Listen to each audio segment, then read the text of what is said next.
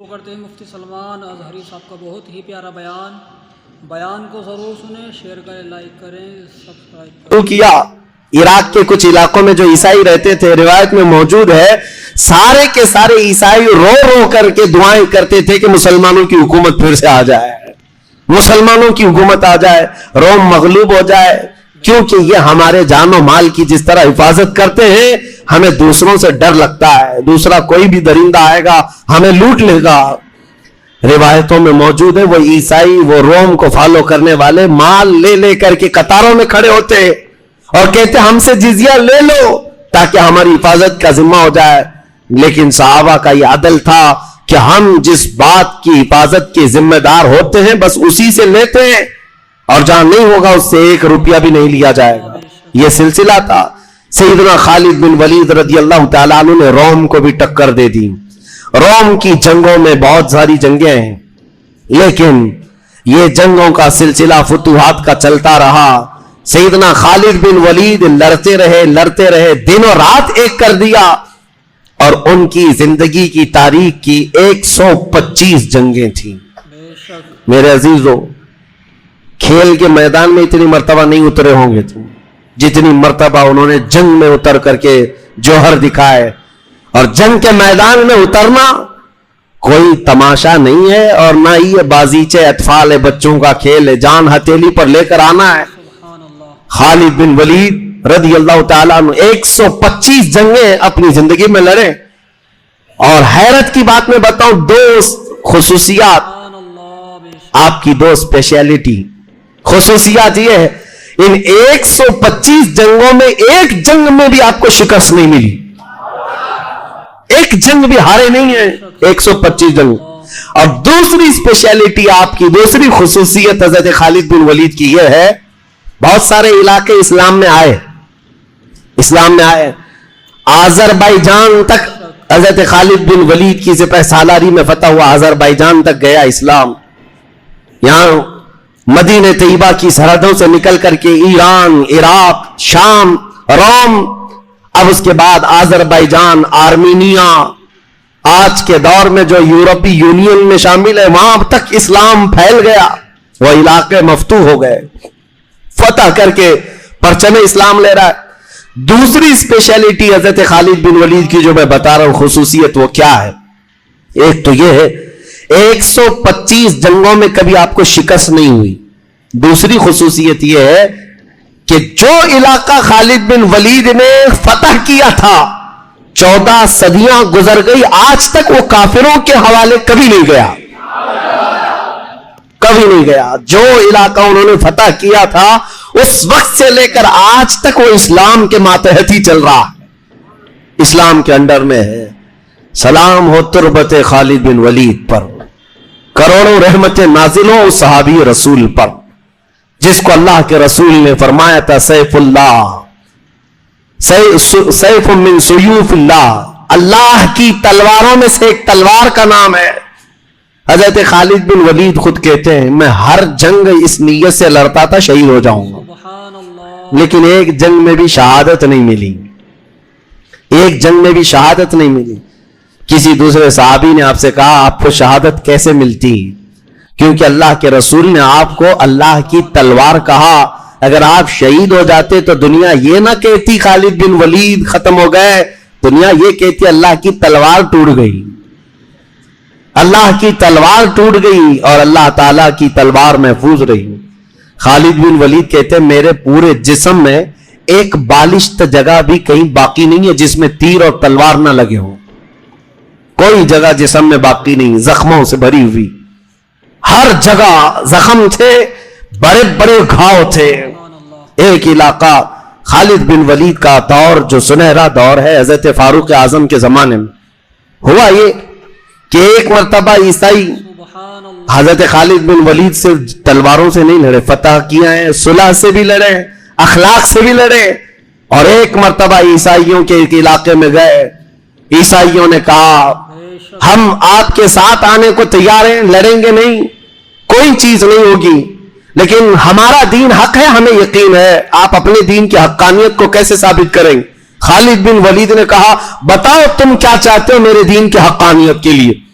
عیسائیوں نے کہا ہمارے پاس ایک بہت سخت خطیر قسم کا زہر ہے, ہم اس زہر کی پیالی لا کر رکھیں گے اور ہم میں سے بھی ایک شخص آئے گا, تم میں سے بھی ایک شخص آئے گا, زہر پی کر کے ہم یہ اعلان کریں گے جس کا دین حق ہوگا وہ زہر پی کر بچے گا. یہ مباہلہ تھا, یہ مباہلہ ہے. اس دور میں سیدنا خالد بن ولید کے ساتھ ہے. حضرت خالد بن ولید نے کہا یہ تو میرے لیے بہت اچھی بات ہے, آج دین کی حقانیت کو اجاگر کرنے کا دن ہے.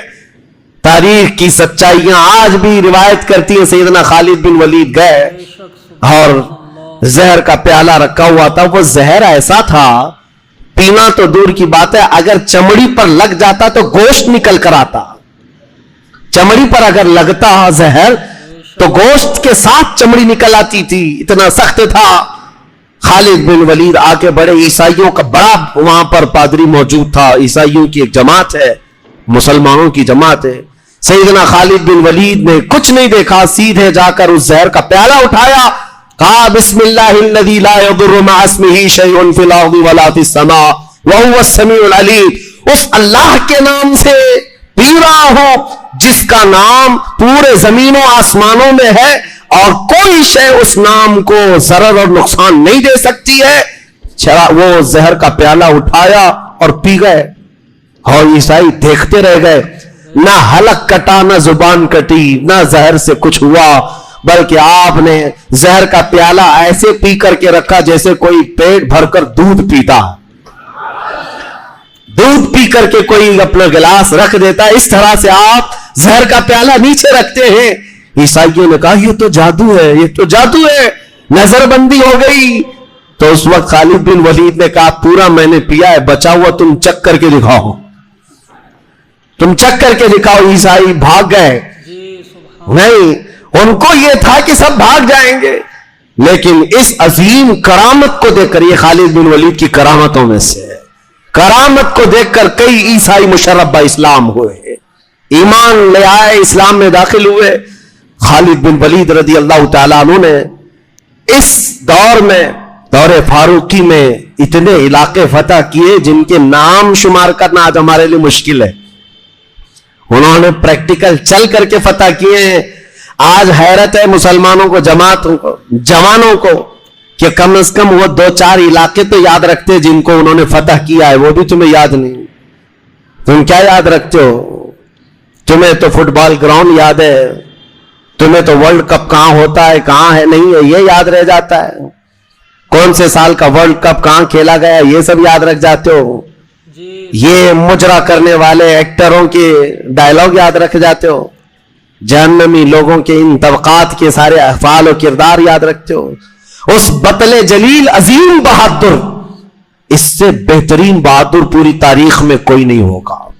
آج کے نوجوانوں کو چاہیے کہ فخر کرنے کے لیے ہمارے پاس سب سے بڑی ایک شخصیت تھی, وہ خالد بن ولید کی تھی. اللہ کی تلواروں میں سے ایک تلوار. ان کا نام لیتے, بلکہ میں تو اپنی تقریروں میں پہلے سے کہتا آیا بچپن سے, کوئی اگر بزدل ہے تو اس پر 11 بار خالد بن ولید کا نام پڑھو, شاید بزدلی ختم ہو جائے, دل کے اندر سے خوف نکل جائے. میں یہ اس لیے کہہ رہا ہوں کہ کم از کم تم اپنی تاریخ, اپنے اسلاف کو یاد کرتے. بچوں کو گڑی گڑیا کے قصے, چور پولیس کے قصے سنانے چھوڑ دو, خالد بن ولید اور صلاح الدین ایوبی کو سناؤ. بچے جوان ہوں گے تو ڈرپوک نہیں پیدا ہوں گے انشاءاللہ. ہم یہاں پر سیریل اور ان کے ہاتھوں میں گیم پکڑا کر بیٹھے ہوئے ہیں, اور میرے عزیزوں خالد بن ولید کی ان فتوحات کو سننے کے بعد ذرا اپنے دامن میں جھانک کر کے بھی دیکھنا, تمہاری زندگی میں کوئی جنگ تو آئی بھی نہیں. وہ جنگوں میں اتر گئے تھے. ہاں آج کے جوان لڑتے ہیں, گیم میں ہیں, بہت ماہر ہیں گیم میں, ایسے لڑتے ہیں پتہ نہیں کتنے اسٹیچو کو سلا دیتے ہیں. اور پب جی کے تو ایسے دیوانے رہ گئے تھے کہ ایسا لگتا تھا کہ وہ جتنے اس میں کارٹون آتے ان کو مارتے مرتے کب اس کی موت آنے والی پتہ نہیں چلتا. ان کے دلوں میں رچ بس گیا جیسے بنی اسرائیل کے دلوں میں بچڑے کی پوجا رچ بس گئی تھی. پب جی گیم اور پتہ نہیں کتنے ایسے گیم, ان جوانوں نے یہی سمجھ لیا ہے अरे नादानो, खाते बहुत ज्यादा हो, दूध भी पीते हो, अखरोट बादाम काजू सब खाते हो, जिम में जाके वर्कआउट करते हो, शर्म करो। तुम्हें अल्लाह ताला ने ताकत गेम खेलने के लिए नहीं दी है, गेम खेलने के लिए नहीं दी है। आज जंग अगरचे नहीं हो रही है, लेकिन इस दौर का पहलवान वो है जो सुबह के वक्त बिस्तर छोड़े और फजर की 2 रकात अदा करे। सैयदना अली करमल्लाहु वजहुल करीम ने फरमाया, मेरे नजदीक वो ताकतवर शख्स है, वो ताकतवर शख्स है। और अल्लाह के हबीब सल्लल्लाहु तआला अलैहि वसल्लम का फरमान है, मेरी उम्मत जब तक घोड़े की पीठ और फजर की जमात नहीं छोड़ेगी, अल्लाह उस पर किसी भी कौम को गलबा नहीं अता करेगा। कभी कोई कौम तुम पर गालिब नहीं आएगी। हजरत खालिद बिन वलीद का यह दौर, लेकिन तारीख की सच्चाइयां हैं। सैयदना उमर फारूक रज़ियल्लाहु तआला अन्हु के दौरे खिलाफत में ये फतूहात हुई। चाहे साद बिन अबी वक्कास अमीर हो, अबू उबैदा बिन जर्राह अमीर हो, या खालिद बिन वलीद अमीर लश्कर हो, कोई भी हो, लेकिन दौर तो फारूक आजम का ही था, खिलाफत तो उनकी थी। सिपह सालार लड़ा है जंगों में, लेकिन खिलाफत का दौर याद किया जाएगा, क्योंकि उन्हीं की मर्जी से, उन्हीं की मंशा से सब चले जाते। लेकिन मैंने सबसे पहले तकरीर में शुरुआत इस बात पर की थी कि सैयदना उमर फारूक की मिजाज में सख्ती बहुत थी। राय लेने का, फैसला लेने का आपके अंदर ऐसा जज्बा था, वो किसी की रू रियायत नहीं करते। और इसी सख्ती और सलाबत की वजह से कई सहाबा पर भी इसका असर पड़ा है। हजरत खालिद बिन वलीद जो सिपह सालार थे, नामजद सिपह सालार थे, मुसलमानों के अजीम लश्कर को वो अमीरी किया करते थे। लेकिन एक दौर आया, 17 हिजरी थी, यानी हजरत उमर फारूक रज़ियल्लाहु तआला अन्हु की खिलाफत के तकरीबन 5 साल गुजर चुके थे। उसके बाद सैयदना खालिद बिन वलीद रज़ियल्लाहु तआला अन्हु के माजूली का लेटर जारी हो गया, उनको माजूल किया जाए। इस वाक़े को लेकर मुस्तशरिकीन जो है एक जमात है यहूदियों की, जिनको ओरिएंटलाइज कहा जाता है।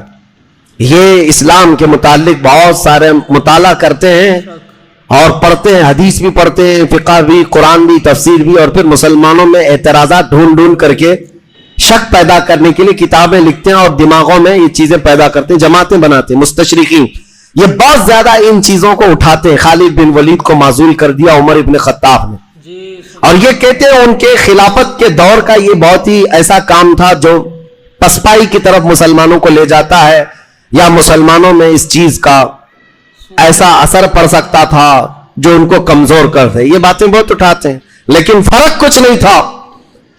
उनके मामलात थे, क्योंकि खलीफा वक्त थे और उनकी इताअत जरूरी थी। हजरत खालिद बिन वलीद रज़ियल्लाहु तआला अन्हु के कुछ मामलात थे। किस बात पर?